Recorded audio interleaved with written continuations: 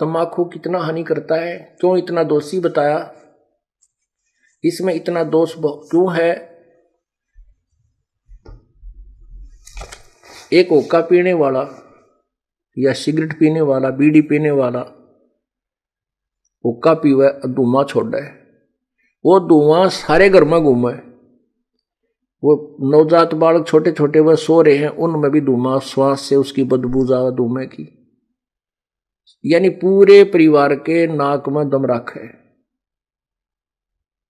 और फिर वातावरण दूषित करे।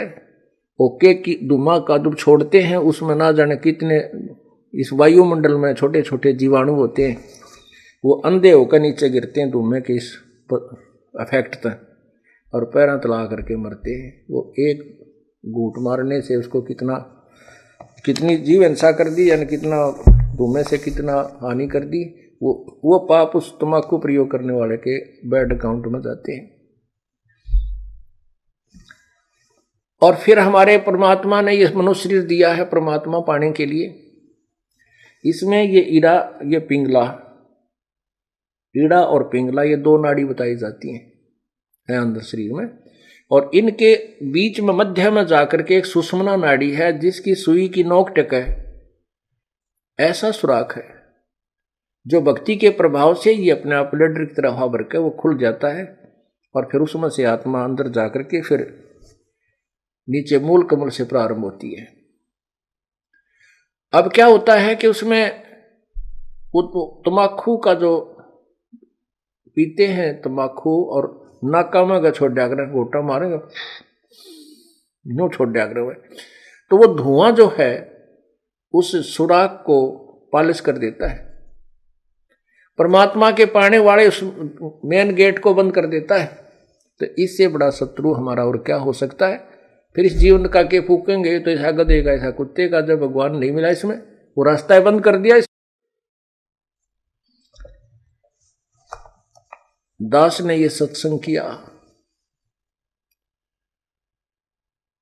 और वो पुण्यात्मा जो बूढ़ा मैं बताऊं था कि भाई बुढ़ापे में सारी उम्र तक खो दी और 65 साल की उम्र हो दी थी, ये सत्संग सुन रहा था ऊपर बैठ कर दूसरे बेटे की छत पर, आगे पाखंडी है मेरा छोरा भुका लिया, मन मनो का था मेरे से गंदे गंदे विचार आवे थे आप आए आपके।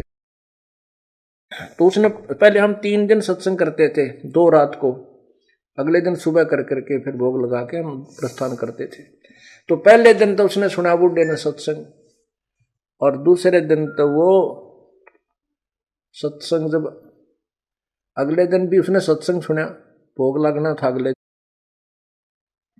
अगले दिन तो बूढ़ा यानी शाम के समय जब सत्संग खत्म हो लिया वो आ गया, और वो पहले उस बच्चे ने उसके अपने पुत्र वधू ने कई बार नो कहता तुमने नाश करोगे हैं, यहाँ के बुला लिए ये नाश करने लग रहे, तुम ऐसे ऐसे करते हो, ये पाखंड के कर रहे हो तुम। तो उसकी पुत्र वधू ने सोचा ये बूढ़ा है भी महाराज जी ने कि वो नहीं सीखी इसका यो इज्जत का गाक बनेगा हमारी का। अब बोल रहा कि उसने बाप आकर बैठ गया और वह खड़ी होगी दूर सी, अकीब देखे रखे के बोल रहेगा इसने की का बूढ़ा, और लोग ने शर्म लिया हो भाई मैं माना रहा मारे इनका कहेगा। तो बूढ़ा ने बोला महाराज जी हमें पता था कि भाई जो सत्संग नहीं सुनते वह ठीक तो बोला नहीं करे, हमने सारी तरह के आदमी देखे, 4-5 वर्ष गांव गांव में गए, हमने कोई इससे लेना देना नहीं था भाई, कोई राजी बोला उसका बोला बुंडा बोला, अपने जुबान और कान दोनों बंद कर लेते। मैं कह लेगा माननेगा थोड़ी बहुत बतावाएंगे भाई, नहीं माननेगा तो इसकी मौज है। कहने लगा महाराज जी मेरे ये 3 बेटे बताए, उसने 2 इतना जान नहीं, बोला हमारे पास 2 किले थे, आज मैंने 8 किले 9 किले और मोल लिए अपने जीवन में, और पशु से भी बदतर धंधा किया हमने, और आज जो आपका ज्ञान सुना ये बातें मैंने कभी सुनने को नहीं मिली ना। मैं की तो जाया करता, मैं 3 सत्संग करने वाला न पाखंडी समझा करता था, आपका ज्ञान सुना मैंने वहां ऊपर बैठ करके।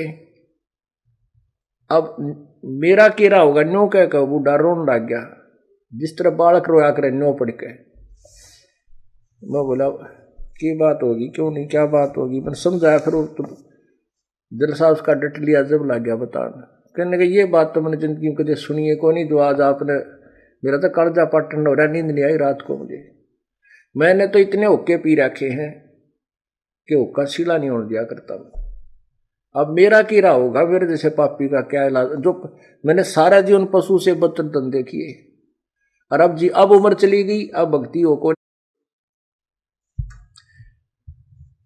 फिर रोने लग गया। फिर रोने लगा वो, मैं फिर उसको समझाया। मैं बोला कुछ नहीं बिगड़ा है अभी तक, इस आत्मा के, इस जीव के असंग जन्म हो लिए, और यदि अब भक्ति नहीं शुरुआत करी तो आगे भी ये झंझट सदाई बना रहेगा। आप अब शुरू कर दो इस उम्र में, कोई फर्क नहीं पड़ेगा। न बताइए के होगी दिन के बिरा कह दिन का मैं मान हूं कितने वर्ष का, अब तो मुश्किल है, नो नाड मारे। फिर उसको समझाया कि ध्यान से सुनो आप, जैसे कुएं में बाल्टी पड़ दी हो, डोल है, रस बाल्टी होती है जिसका रस्सा बांध कर पानी बाहर खींचते हैं, और वह बाल्टी कुएं में चल पड़ी और उसका जो रस्सा लटकता हुआ आ रहा है। यदि हाथ पैर मार कर दौड़ धूप कर उस रस्से को लास्ट बीट, उसकी जो लास्ट एंड बीट है ना पूछड़ी, वह नेजू की उस रस्से की, बाल्टी के बंधे हुए रस्से की पूछड़ी ठहगी, यानी एंड भी मिल गया, 4 उंगल का रह रहा वो भी हाथ में आ गया तो कुछ भी ना गया, वह बाल्टी भी और पानी भी मिले। अब जावत ये कि जब हाथ पा नहीं मारेंगे तो गई, वो तो जा ही रही है। पहले लंबे लंबे रस्से हुआ करते, गहरे पानी होते थे कुओं में, और कम से कम 50, 60, 100 फुट तक की लंबी रस्सी होती थी, तो उसको जाने में भी समय लगता था। तो अगर उसकी पूछड़ी भी ठहगी ना नेजू की उस रस्से की, तो कुछ भी कौन गया, और नहीं हाथ पा मारे गाते तो गई, फिर तो कुछ भी हाथ नहीं लगेगा। यह बात उस बुढ़े के कसूती जच गई। मैंने उसको समझाया कि आप नाम शुरू करो, मोक्ष नहीं होगा तो मनुष्य शरीर आपको गारंटीड मिलेगा। वैसे तो मोक्ष इसी में हो जाएगा, कोई बड़ी बात नहीं है। आप सत भक्ति करो, सच्चे मन तक लगो और पूरी मर्यादा निभाओ, मुक्ति में कोई बात है। एक श्वास के सीमेंट की इतनी कीमत है, सब कुछ आपके पास होगा, तो उसका बात समझ में आएगी। परमात्मा कहते हैं जीवन तो थोड़ा ही भला जैसे सत्य सुमन हो, और लाख वर्ष का जीवन को लेख दे ना को। थोड़ा जीवन बतेरा जो सच्चा सुमन हो, सच्चा मार्ग हो, सच्ची श्रद्धा से आप करो, डर के करो, फिर मर्यादा में रहते हुए करो, तो कोई मोक्ष में कोई ज्यादा वो नहीं है। तो वो कहने लगा जी ना तो मैं दान कर सकता, ना मैं धर्म कर सकता। मैं बोला ये तेरे बेटे तेरे तो पहला नाम पाएगी। जब वह बुढ़िया वह माई आ गई वहां बैठ गई, ने बोली अपने ससुर के लिए एक पाठ तो मैं कराऊंगी।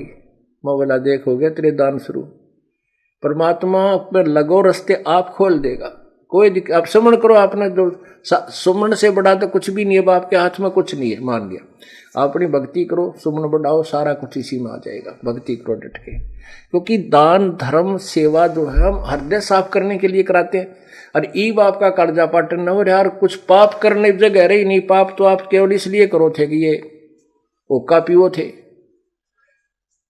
और तेरे बच्चे बहुत समझदार हैं, आपके लिए खूब यज्ञ भी कराएंगे, ऐसी बात थोड़ी है। तो उसने उस बुढ़े नाम लिया, 10 वर्ष वो जिया, खूब डट कर भक्ति करी, 3 नाम प्राप्त किए, और अपना शरीर छोड़ कर आराम से चला गया। बोलो सतगुरुदेव।